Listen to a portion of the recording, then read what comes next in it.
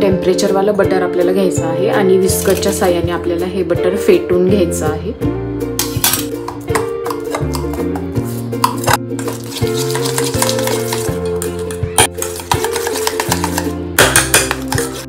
यामध्ये आता शुगर टाकायची आहे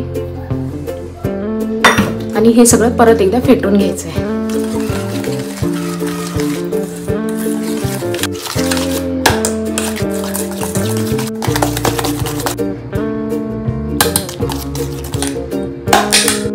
गव्हाचं पीठ आपण आता यामध्ये ऍड करायचं आहे.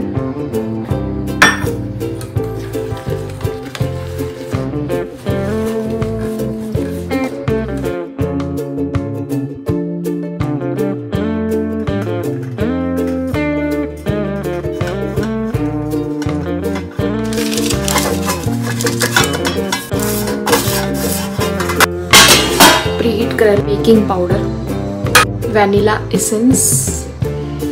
आता यामध्ये थोडं थोडं दूध टाकून आपल्याला मिक्स करायचं आहे.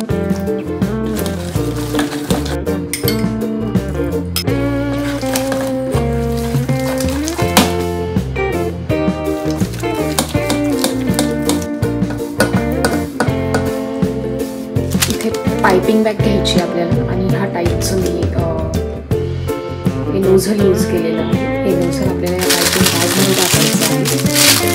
थोडंसं पुढे दाबायचं आहे